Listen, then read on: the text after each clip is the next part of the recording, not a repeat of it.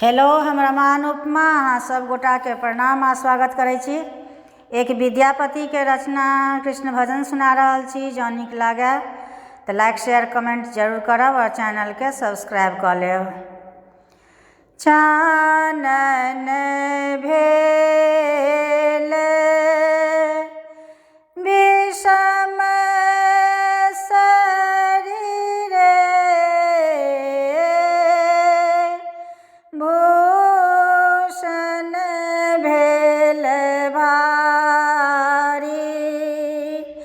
चानन भेल विषम शरीरे, भूषण भेल भारी। सपनहुँ नहि हरि आयल रे, गोकुल गिरिधारी।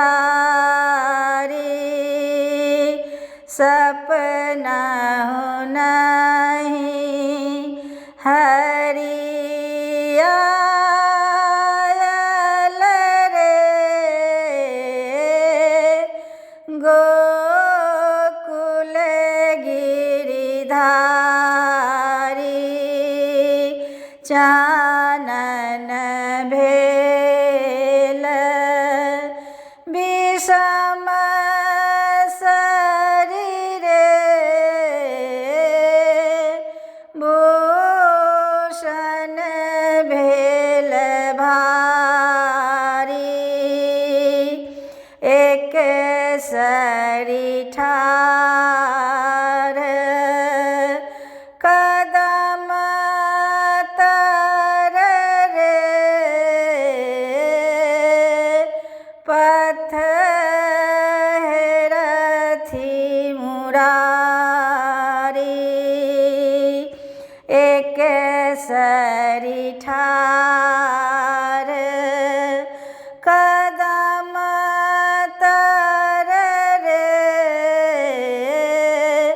पथ हेरथि मुरारी।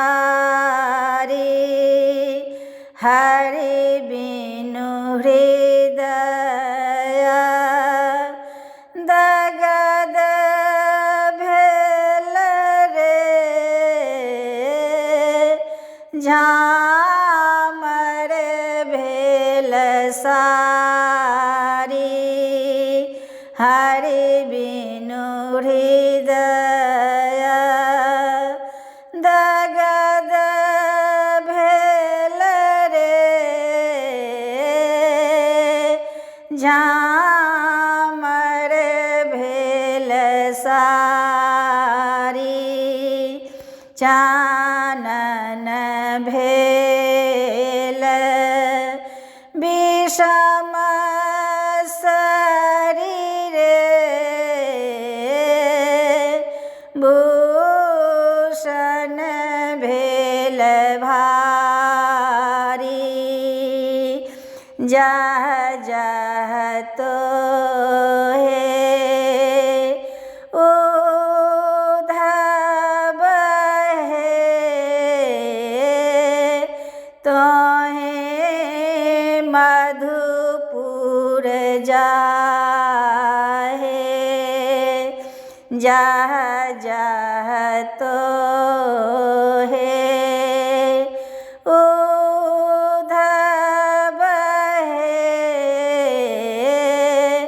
तोहे मधुपुर जाहे। चंद्र बदनी नहीं ज्योति है, बदलागत काहे। चंद्र बदनी नहीं ज्योति है,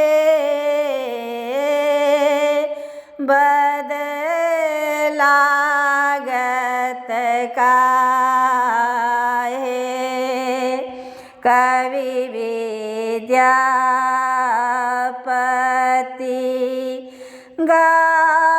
गाओल रे सुनो गुणमती नारी आजू आओत हरि गोकुल रे पथ चलू झटकारी आजू आओत हरि गोकुल रे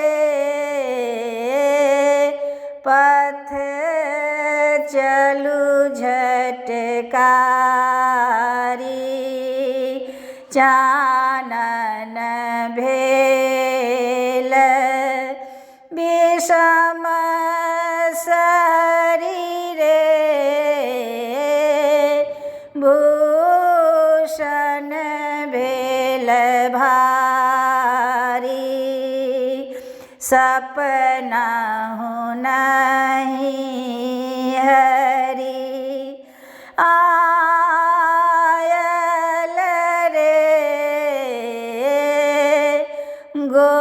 गोकुल गिरिधारी सपनाहु नहीं हरि आयल रे गो